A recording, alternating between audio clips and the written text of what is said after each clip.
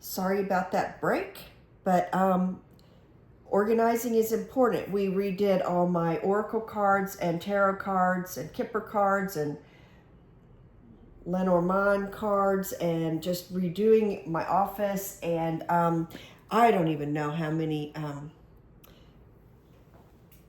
decks I've got. At this point, I'm having to buy a new shelf. We went shopping for a new shelf today to try to reorganize things into the new house. Now, hopefully I've got this straightened out. Okay, so last we had looked at the Nine of Cups in reverse as a positive influences on the Samantha and Meghan's relationship when they were kids. In the past, the further past, what was going on between them? Temperance. This is what looks like almost a two-headed dog snapping after a steak that's fallen into the water. It's definitely an optical illusion. They definitely were as opposite each other as they could have been, right? And they may have both wanted their father's attention. So this was naturally going to set up some competition and some envy and rivalry. And there's a dog looking back in the water, reflecting. And as we know, that's a sign of Narcissus. In fact, there's even some Narcissus plants here. This may have been when what people call Meghan's narcissism and psychopathy was born in that childhood time. Hi, baby. What's coming? What's a possible coming for them? Eight of Scepters. Excuse me. Eight of Scepters. This is the Eight of Wands. As you can see, this is a very beautiful winged horse or Pegasus. This is them going on their separate paths. Eight of Scepters is when you're both manifesting your highest good, your dreams, the things that you want. They are trying to each go their separate paths and be as successful as possible, each in their own way. A lot of people speculate that all the Markles are in on something together, but there's no way that's true, because when the father had his amputation, I feel like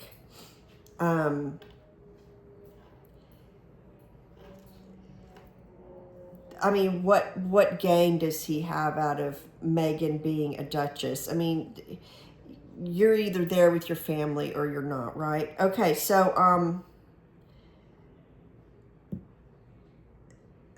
their hopes and fears. Samantha and Meghan's hopes and fears. The Six of Spikes or the Six of Swords. And I think I called this Seven of Spikes, the Seven of Wands. I misspoke there, I'm sorry. But the Six of Spikes, you know, it's like you can't take the arrows and the knives out of your back, right? You can't get the swords out of your back. These two are going to be nipping at each other for a long, long time. The family is split. The moon is full. It's like, you know how you howl at the moon when it's full or whatever. And also, I don't know if you know any nurses, but the nurses who work night shift, they just swear up and down that when the moon is full, they can tell the difference with the patients. That's what's going on here. They're nipping at each other's heels. They're nipping at each other. They're not... the competition and the rivalry and the anger is pretty fierce. The harsh words is pretty fierce. Other people's hopes and fears for them, the sun. Okay, so this is a phoenix rising from the ashes. So what we could speak and say is that people are hoping that the family will one day come back together, or the sisters can at least become close again. And it's a beautiful phoenix. I think all families want to, I know King Charles wants to reconcile with Harry and have his family all back together. I think that's just a natural. I think Mr. Markle would like that.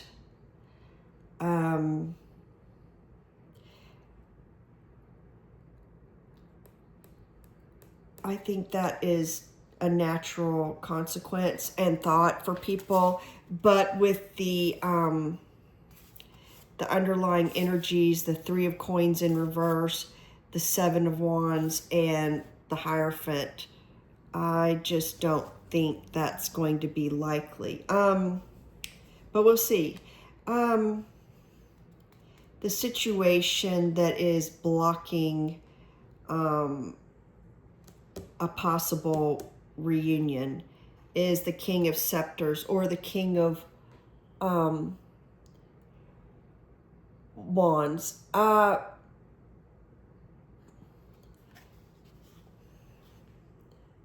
Frankly, King Charles. Meghan just doesn't want to share any of the gold dust or the glory of being in the royal family. If she could get to Prince William, all the better. But she just doesn't want to share her family or her past, the old family. She doesn't want to share. She wants it all to be about her new family and her kids. The likely outcome. Five of Scepters in reverse. So Five of Wands in reverse, which is a gorgeous scorpion that's holding wands in its claw. Yes, it is a scorpion. Yeah. Of course, scorpions sting. I had a client once who used to describe her husband, who she said was very narcissistic, as, he'd be nice to her sometimes, and then he'd sting her like a scorpion. And so there's an old fable or fairy tale where I think it's a scorpion that asks like a wolf or something for a ride from one side of the creek or the river to the other. I think it's a wolf. And the wolf says, "But how do I know you won't sting me?"